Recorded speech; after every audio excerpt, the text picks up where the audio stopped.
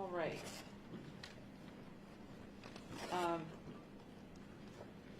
So we have here with us Deputy Chief Harper, Deputy Chief Likens from the Fire Department, City Manager Shelley Dickstein, City Commissioner Chris Shaw, Dr. Greg Seaman, trauma from Miami Valley Hospital, and Elizabeth Long from Kettering Health Network.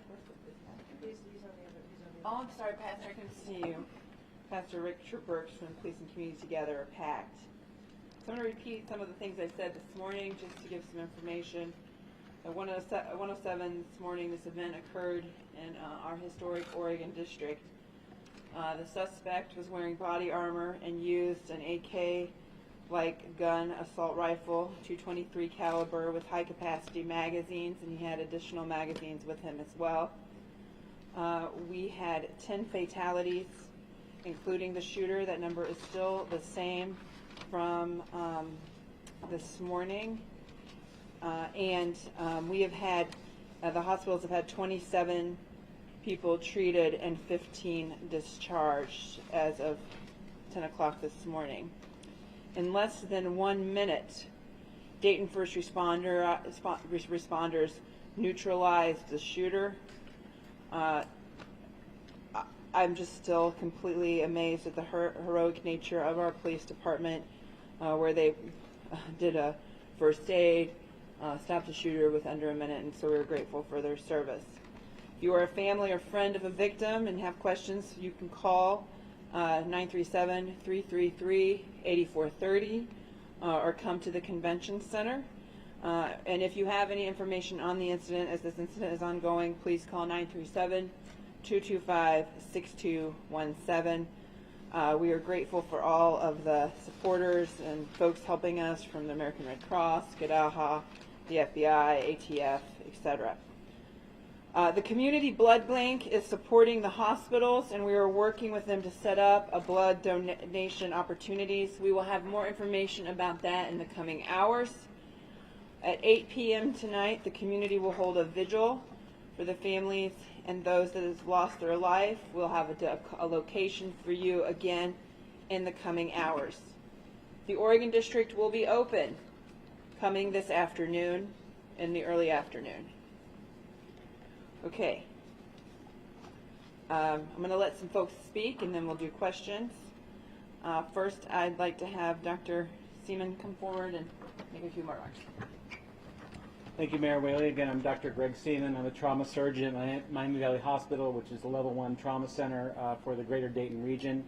Our facility activated our mass casualty incident plan around 1:30 a.m. this morning in association with the mass casualty incident here in downtown Dayton. That mobilized our entire team. Our facility received a total of 16 patients, of which 12 have already been treated and released. We do have a total of 4 patients that are currently admitted, and 1 remains in critical condition. Some of those patients have undergone or will undergo surgery later today. We are continuing to support many families who are arriving at our facility, and our thoughts and prayers are certainly with all of those families. We worked in conjunction with other facilities in the area to identify, treat, and communicate information in a timely manner to these families. Thank you. All right, next we'll have Elizabeth Long, who's from Kettering Health Network.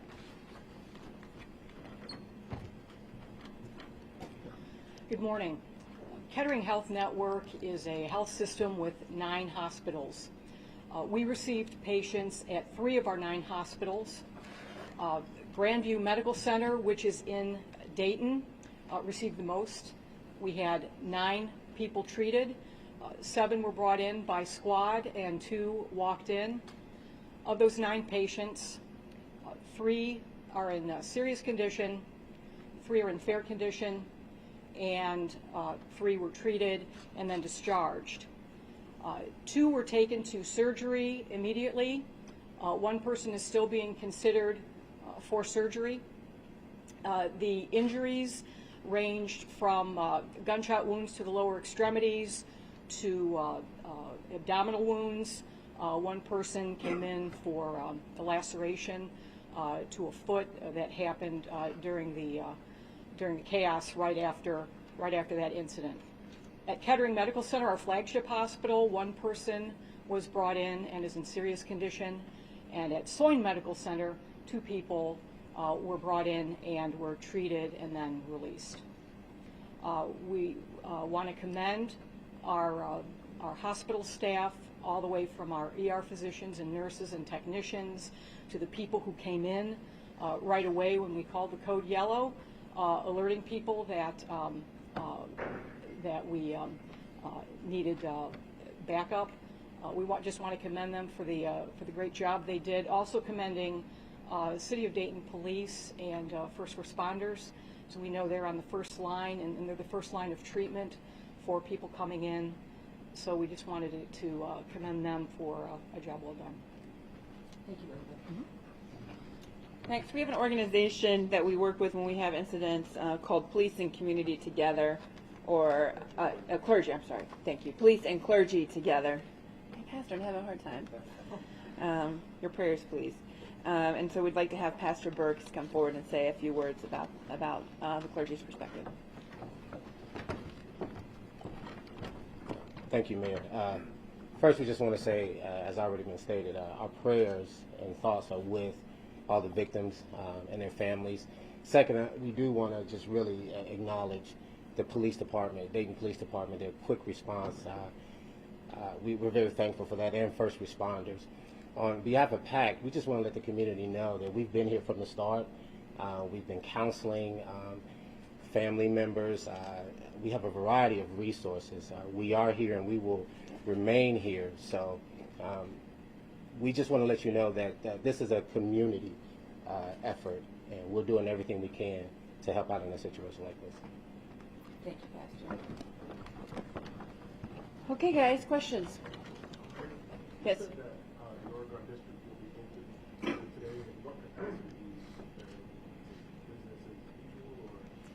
Well, certainly it's a Sunday, so some of the businesses are typically, some of them take Sunday and Monday off because it's mostly local, but it's up to each business if they want to open. The street will be open this afternoon. What do you say to folks who might be hesitant to go back down to the Oregon District? Look, the Oregon District is one of the safest places in the whole region. These senseless acts of violence that occur have been happening any place. And I don't mean to scare people, but frankly, I mean, we're at a situation now in our country that you're really, these are so random. There's no place that, you could say, oh, I just don't want to ever go anywhere. So as far as the safety of the district, it's one of the safest places in the whole region. Is anyone that's still in the hospital considered life-threatening? I don't think we have that information yet. As we get more updates, we'll continue to update you.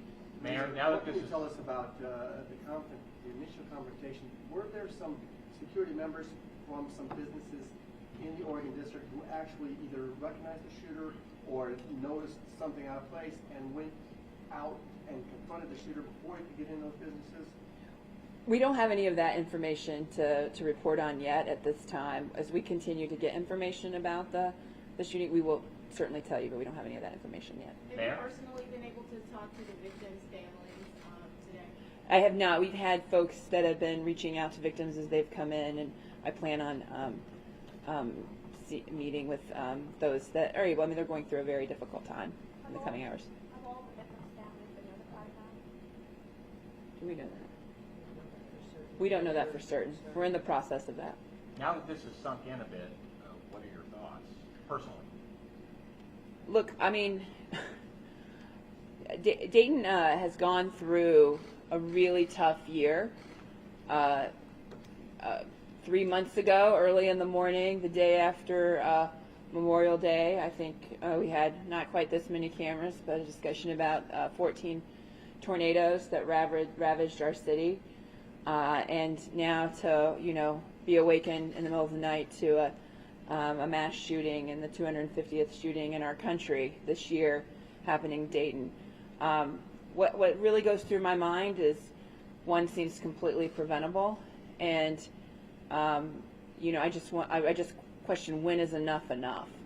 And so, as we're continuing to do everything we can for the victims, for our community, for families, that's where our focus is, and it will continue to be there.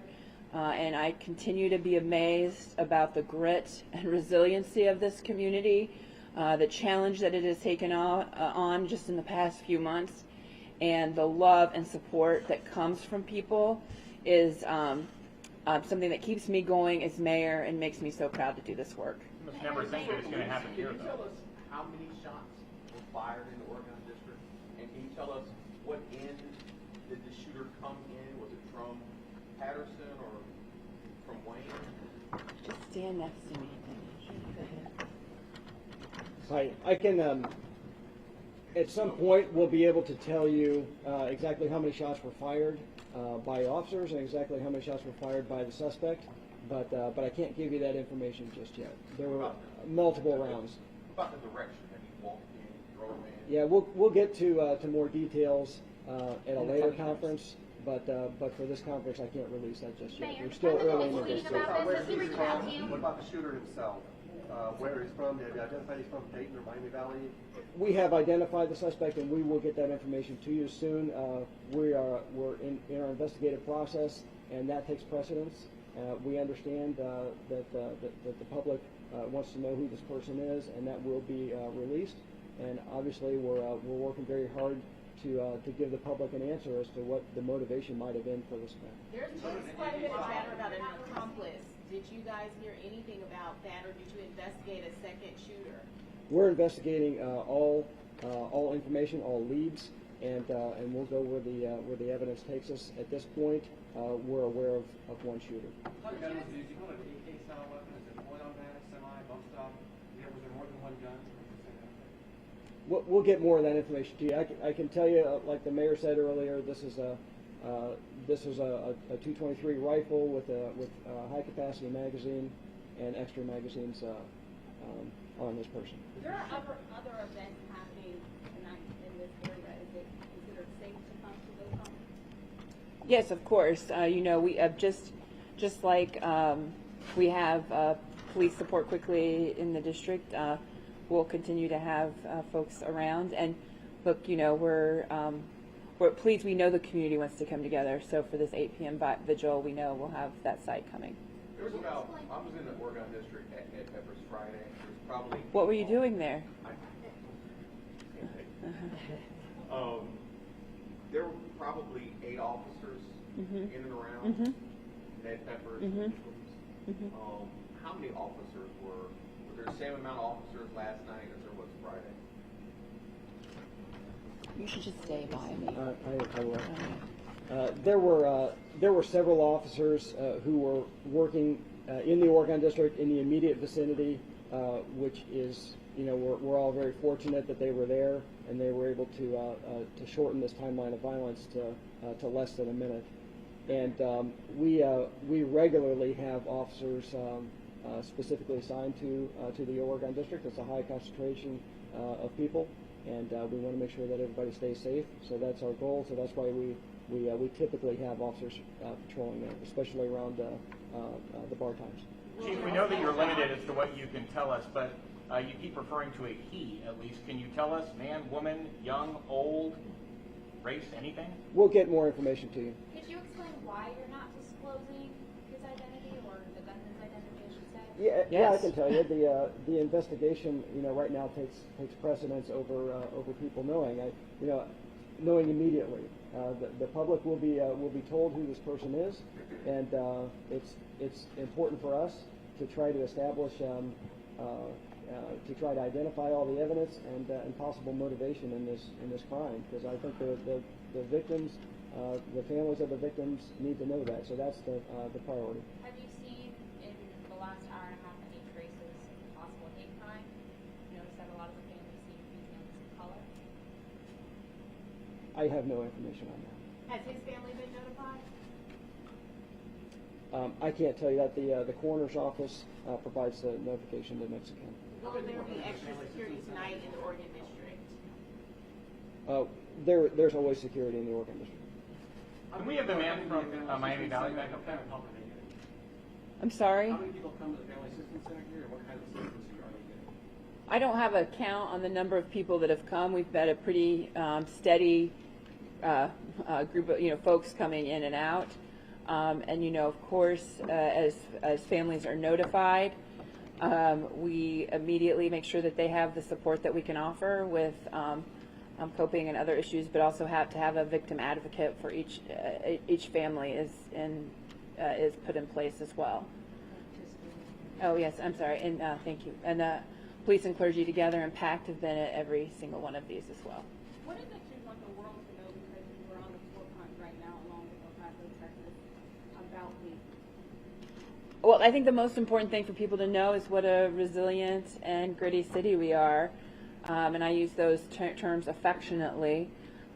We have seen a lot of issues in our community, and what amazes me about this city, and this tragic incident is no different, is how quickly our community comes together, how our community is so connected, and how just the number of people want to do something. And we saw this in May after the tornadoes. We see this again today.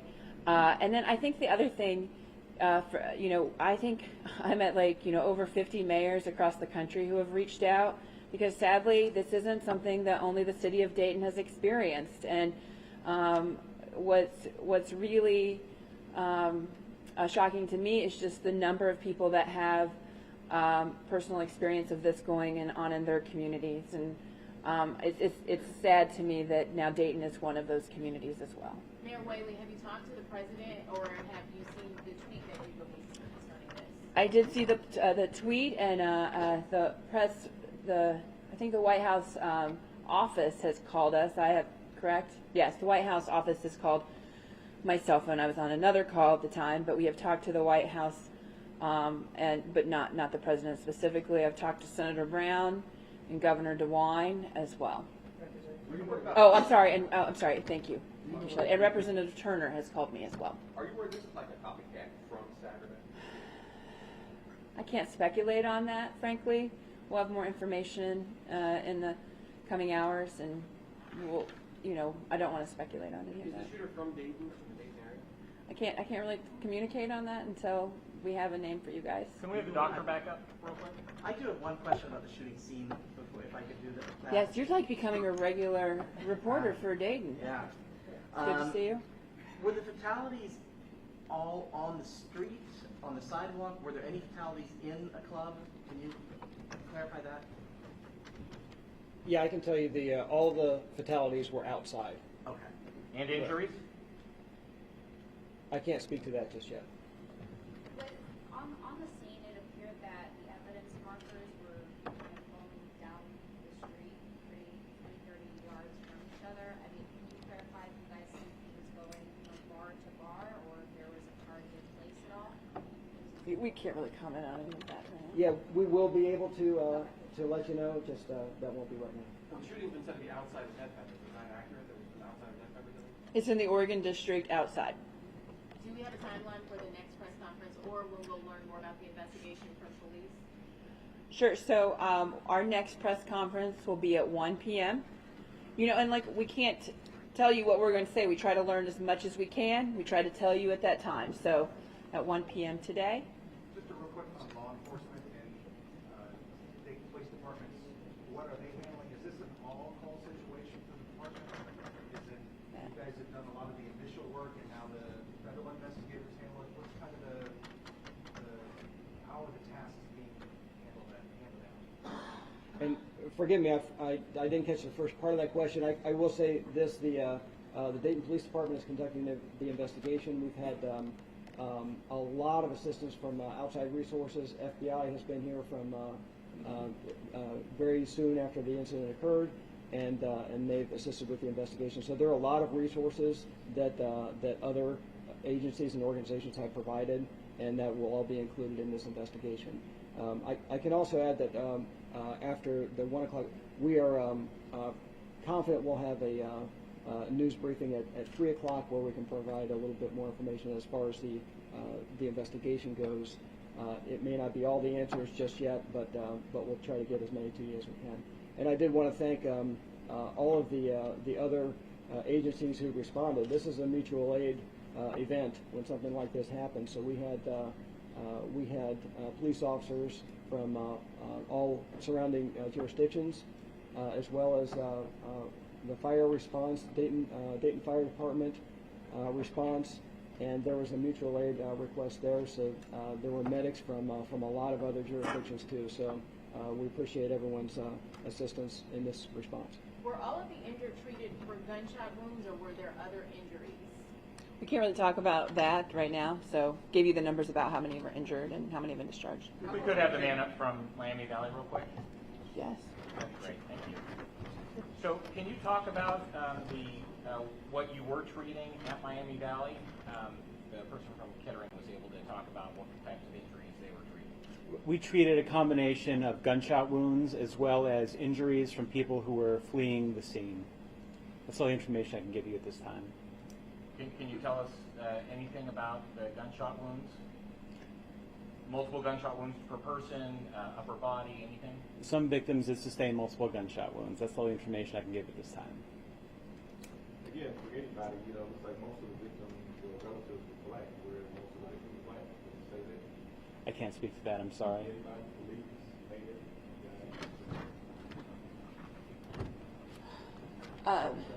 We don't have like all of the information to share with you. I think preliminary, it seems to be a diverse group of people. what about the deceased? I mean about the deceased. It's a diverse group of people. Yeah, we'll have that later in the afternoon. All right, I appreciate you all and your coverage. We'll see you back here at 1. If we have more information, when we have what information we'll have, we'll give it to you at 1. And thank you for keeping the prayers of the community of the city of Dayton in your hearts and thoughts. Thank you.